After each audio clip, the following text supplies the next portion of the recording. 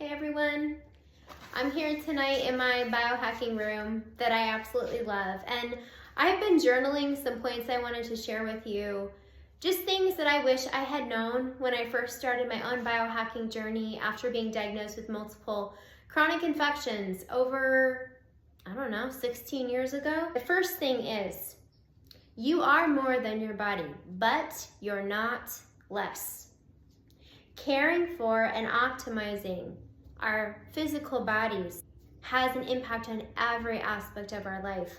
I've actually gotten to a point in my life where I will not make decisions if I know I'm not fully healthy. Find professionals who will listen to you, who will think outside the box. Don't settle for answers that don't feel right. You will have to do things you don't want to do. When I had to get a PICC line pushed into my heart for Lyme, when I had to fly across the country, move my entire family to another state, or I was told I might die, there are things you're gonna have to do. The leaders you trust before you do them. If you're doing a ton of health optimization and nothing is working, in my experience, it's usually underlying infections. The other thing it can be is detoxification pathway issues. That's genetic and is something to look into. If you're trying a bunch of things and nothing is working, I urge you to start Googling, see if any of the symptoms line up, and then reach out to doctors who are trained in those areas. You can reach out to me for some context if you want as well. Detoxification and binders are key. It's not enough to eat a healthy diet if you have any of these infections or detoxification issues. And honestly, in this day and age, many people do. Microcurrents and other frequency treatments are key. When I had pain from co-infections of Lyme to the level that I was literally shaking physically twice a day, unable to drive, unable to do literally anything, lasted for a period of, I believe, about 6 weeks. Doctors sent me home, literally, and said there was nothing they could do. And I was like, there's no way I'm living like this. Started researching, I had a frequency machine, started trying different protocols. I found one that made the pain go away like that. So I literally walked around the house with this frequency machine and sticky pads attached to my back, take it in the car, and as long as I had that, I was fine. Understanding supplements to calm your immune system, like quercetin and luteolin, and your nervous system, like a specific form of magnesium or GABA. These supplements are critical. So taking things to soothe it's been phenomenal. Diet is key, right? We all know this, no news there. I'm not gonna push any specific diet, be it vegan, paleo, primal, whatever. Our microbiomes, our genetic makeup, our immune systems are so completely different that there's a beautiful array of foods, and one man's medicine is another's poison. I urge you to take the time to really sit with your body and understand what it does well with. A food journal can help. We'll go into that another time. I encourage you to stay away from any refined oils, fried foods, refined sugars, starches. And if you eat meat, I would encourage you to eat as high quality as you can. Obviously, budget is something to keep in mind. Sleep is key, right? Without good sleep, you're not giving your body a chance to heal. There's this little area right back here where your brain actually drains fluid, right? This type of stuff happens when you're sleeping. We'll go into optimizing sleep in an entire series later. Mindset is key.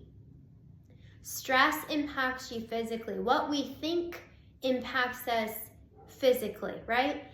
Not in some woo-woo way, but focusing on what we're grateful for, meditation, prayer, whatever you do, focusing on what is good and beautiful can drastically change our response to illness and everything like that. There's actually one frequency set that I do that can supposedly reprogram DNA or adjust DNA to its healthy setting, and it's the frequency of love, right? Who knows if it's real, but it's an interesting concept. Take advice from people whose lives you want to emulate. I can't emphasize this enough. Look for people that are humble. Look for people that are knowledgeable. Zoning out is okay. Cocooning is also fine. When I was sick for 16 years, I did a ton of cocooning. And a lot of it was because I was literally too sick to go out and do a bunch of stuff. My energy had to be spent taking care of the house, taking care of my daughter, doing all the basic stuff of life. Socializing kind of went out the window. And that's okay. You will be able to go out if you go at the pace your body's wanting you to go. Screw what other people say. Now, I say that with a grain of salt, but really listen to yourself and listen to what your body needs. Find doctors you trust and kind of follow and ignore the rest. Routines are your friend. This morning, as I was doing a detox protocol, I was drinking my electrolyte hot chocolate, right? It's not too bad. I've learned how to gamify or beautify everything I have to do on a daily basis, so I look forward to it, which helps me to be consistent, right? Consistency is the key. Laughter is healing. I think when I was sick, my absolute favorite thing to do was to lay on the couch and snuggle my baby and my husband and watch a comedy, right? Laughter is amazing. Do it every single day. Tickle your kid. Like, just do something, right? Laughter is amazing. Research, research, research, okay? There was more than one time in my life when I've been sent home by doctors saying, oh, sorry, there's nothing I can do, right? You can either accept that, or if you're like me and you don't want to live with the symptoms, you're like, no. So you go do hours and hours and hours and hours of research, and I've always found answers. So connecting with people in this community, connecting with doctors who know more complex symptoms, right? There are answers. Keep looking. This is your permission to have hope again, right? External issues often point to internal needs that are not addressed. When I was diagnosed with asthma, when I was diagnosed with eczema, when I was diagnosed with EOE, most doctors are going to be like, oops, sorry, there's nothing we can do. I mean, they can kill infections, but with the other stuff, you're kind of stuck, right? So those issues point to things going on in the body. If the things going on in the body are addressed, usually they will clear up. For example, if I take something to calm my immune system and I don't eat a lot of different foods, my eczema goes away. If I take high-dose fish oil and stay away from specific foods, my asthma goes away. There are solutions.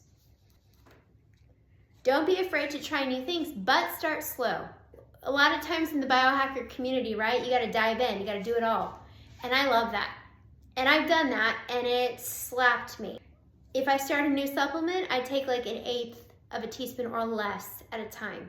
If I try a shot that my doctor recommends, I'm like going 1/8 of a dose, a 1/16 of a dose, just to see what my body does. And then I gradually build up. If I'm changing a skincare product, it's one at a time. It might be on half of my face, but taking things in small steps, being the tortoise instead of the hare is what is going to get you to the finish line.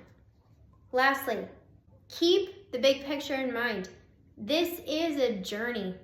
This is a life-changing journey. You're not going to be the same. Your lifestyle is not going to be the same. Your beliefs, your priorities, your values, lots of things are going to change. But I am grateful and I am thankful because what I have been through has brought me to a place that I love. And the more I pursue biohacking, the more I pursue health, I'm so grateful. So I'm thrilled to be on this journey with you. I hope these tips help. reach out, let me know.